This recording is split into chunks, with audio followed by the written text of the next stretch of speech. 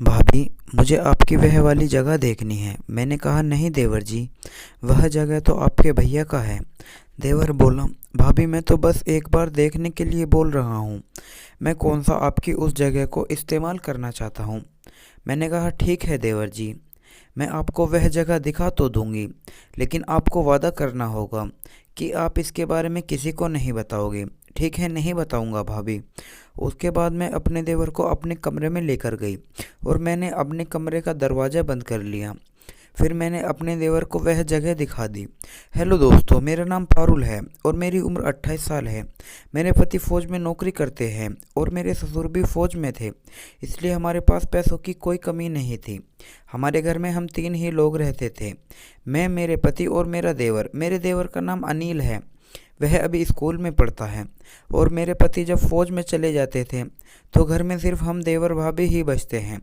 मेरी शादी को अभी 3 साल ही हुए थे और मैं हर वक्त अपने पति के पास रहना चाहती थी, लेकिन ऐसा नहीं हो पाता था, जिसकी वजह से मुझे हर वक्त अजीब सी फीलिंग का एहसास होता था।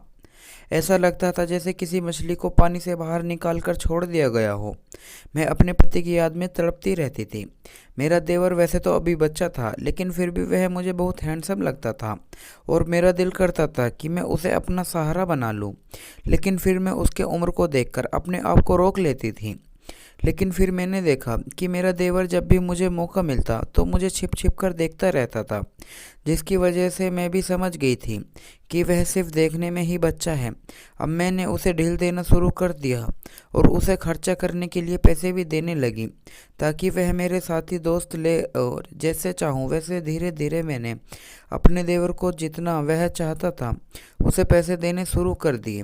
अब मेरा देवर मेरे पैसे देने की वजह से मुझसे बहुत खुश हो गया और वह मेरी हर बात मानने लगा। लेकिन जो बात मैं उससे मनवाना चाहती थी वह बात मैं उससे कह नहीं पा रही थी।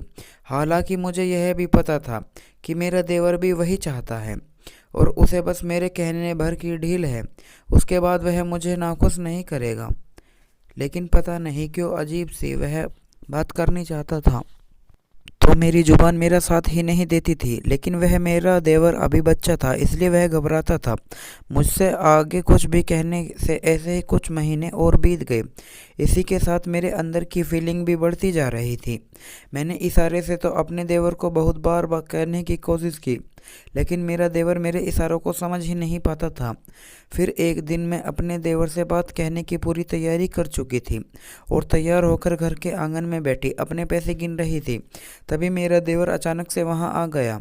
मेरा देवर मेरे पास इतने सारे पैसे देखकर चौंक गया। फिर मैं कुछ बोल पाती उससे पहले ही मेरे देवर ने अचानक से मुझसे कहा, भाभी मुझे आपकी वह वाली जगह देखनी है जहां आप अपने पैसों को रखती हो। लेकिन मैंने कहा नहीं देवर जी, वह जगह तो आपके भैया ने मुझे किसी को भी दिखाने से मना कर रखा है। फिर वह बोला, अरे भाभी मैं तो बस एक बार दिखाने के लिए ही बोल रहा हूँ, मैं कौन सा आपको उस जगह को इस्तेमाल करना चाहता हूँ। तो मैंने अपने देवर पर सब कुछ पहले से ही लुटाने के लिए तैयार थी, इसलिए मैंने कहा ठीक है देवर जी, मैं आपको वह जगह दिखा तो दूंगी, लेकिन आपको वादा करना होगा कि आप इसके बारे में किसी को नहीं बताओगे। उसने कहा नहीं बताऊंगा भाभी। उसके बाद मैं अपने देवर को अपने कमरे में लेकर गई और मैंने अपने कमरे का दरवाज़ा बंद कर दिया, क्योंकि मेरे पैसे अपने कमरे में एक छोटी सी छिपी हुई अलमीरा में रखती थी और उसके अंदर बहुत पैसे रखे हुए थे। फिर मैंने अपने देवर को वह जगह दिखाई तो मेरा देवर चौंक गया, क्योंकि वह जगह बहुत छिपाकर बनाई गई थी।